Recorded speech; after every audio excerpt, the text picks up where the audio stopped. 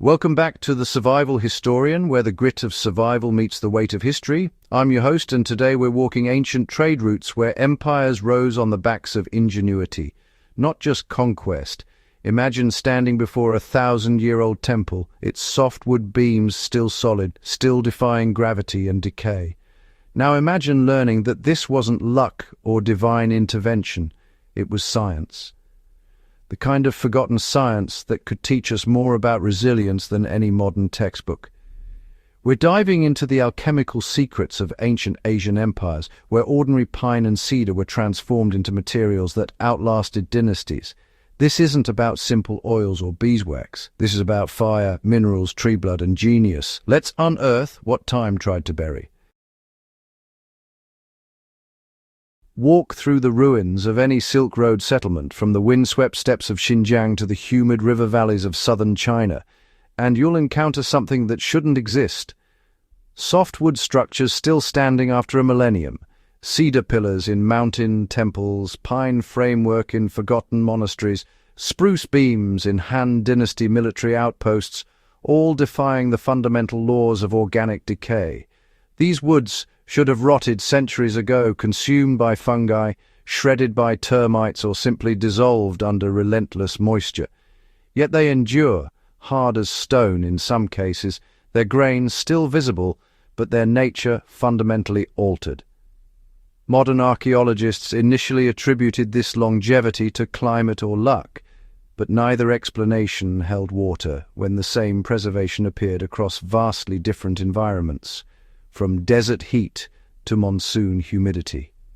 The real answer lay not in where these structures stood, but in what was done to them before they were ever raised. Ancient artisans possessed a sophisticated understanding of wood chemistry that we're only now beginning to decode. They didn't just protect wood's surface, they transformed its very cellular structure through processes that blur the line between craft and alchemy. These weren't primitive attempts at preservation. They were deliberate, methodical interventions that fundamentally rewrote the biological rules governing organic materials. The Japanese perfected what they called sho sugiban during the Edo period, but archaeological evidence suggests similar thermal treatments existed along Silk Road corridors centuries earlier. The process seems paradoxical. To preserve wood, you must first destroy part of it. Artisans would bind cedar or pine planks into triangular chimneys, then ignite them from within, creating controlled burns that transformed outer layers into pure carbon. This wasn't random charring. It required precise temperature control and timing. Knowledge passed through generations of builders who understood that too little heat left wood vulnerable, while too much reduced it to ash. The transformation occurs at the molecular level. Soft cellulose, the component that fungi and insects feast upon, burns away first. What remains is lignin, the structural polymer that gives wood its rigidity, now concentrated and hardened into an armor-like shell. The resulting surface resembles alligator skin, deeply cracked, jet black, and completely inhospitable to biological attack. Water beads on it like mercury on glass. Termites, encountering this carbonized barrier, find nothing to digest and move on. Even fire itself becomes less threatening, as the pre-charred surface resists ignition temperatures that would consume untreated wood. Modern chemical treatments attempt similar results through toxic compounds like chromated copper arsenate, yet they pale beside the elegance of this ancient method. The carbonized layer isn't merely applied. It becomes an integral part of the wood itself, requiring no maintenance, releasing no poisons into soil or groundwater, and lasting indefinitely. Structures protected this way have survived earthquakes that toppled stone buildings, their flexibility enhanced rather than compromised by the treatment. While fire transformed wood through destruction, Chinese artisans discovered transformation through accretion. The lacquer tree, Rus verniciflua, produces a milky sap that ancient builders recognized as something extraordinary, a liquid that could become harder than the wood it protected. Harvesting lacquer was dangerous work. The raw sap causes severe allergic reactions, leaving harvesters scarred and sensitized for life. Yet the material's properties justified the risk. Applied to softwoods like pine, which ordinarily warps and splits in changing humidity, lacquer penetrates deep into the grain before polymerizing into a glass-like matrix. This isn't coating in any conventional sense. It's infiltration, multiple thin layers, each applied under specific humidity conditions and allowed to cure for days, build up a finish that becomes molecularly bonded to the wood fibers beneath.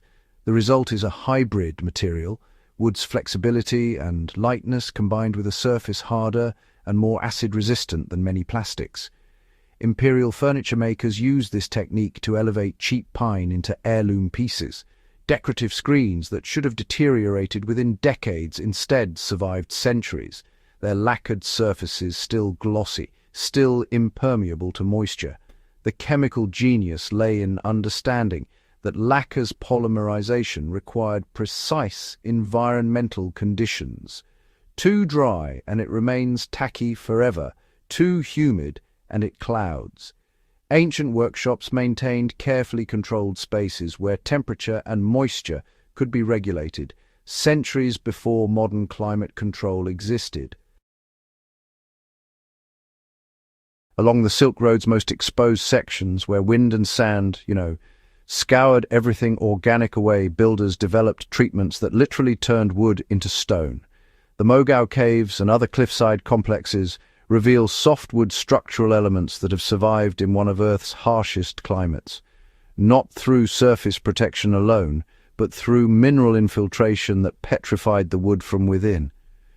The process began with hemp-lime mortars, mixtures of chopped fiber, sand, and crushed limestone that were packed around softwood pillars and beams.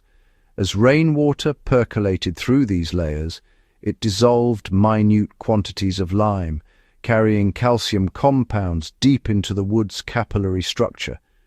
Over decades, this mineral solution gradually filled the cellular spaces where fungi would normally establish colonies, creating a stone-wood hybrid that possessed qualities of both materials. The wood retained its grain and some flexibility, but gained density and water resistance that rivaled masonry.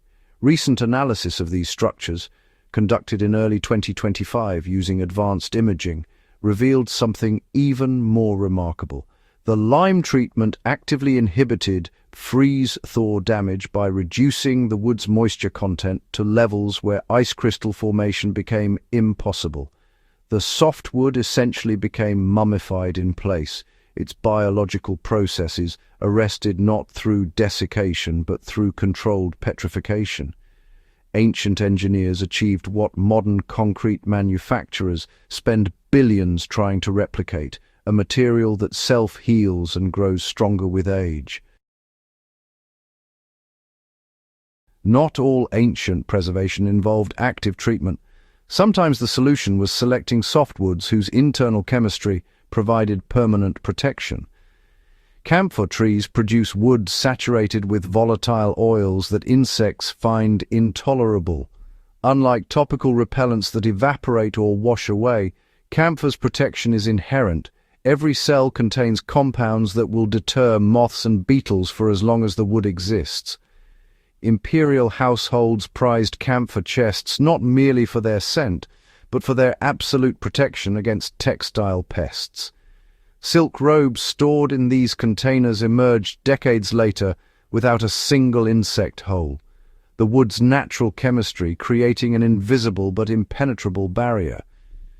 This wasn't superstition. Modern analysis confirms that camphor wood releases volatile monoterpenes that disrupt insect nervous systems and inhibit fungal spore germination. The genius lay in recognizing that preservation could be passive, built into material selection rather than requiring constant maintenance. While other cultures obsessed over treatments and coatings, these builders understood that nature had already solved many preservation problems. The key was knowing which materials to choose and how to deploy them strategically. These forgotten techniques share a common thread: They work with natural processes rather than against them. Modern preservation often means fighting decay with increasingly toxic compounds, creating materials that outlast their usefulness but never truly decompose. Ancient methods achieved longevity through transformation, converting vulnerable organics into stable forms that eventually return to Earth without poisoning it. As we face resource scarcity and environmental degradation in 2025, these techniques offer more than historical curiosity. They provide blueprints for sustainable building. Thermal carbonization requires no chemicals, only controlled fire. Lacquer comes from renewable tree sap. Mineral treatments use abundant limestone and clay. Even selective harvesting of naturally resistant woods becomes viable when we're building for centuries rather than decades. The deeper lesson transcends construction.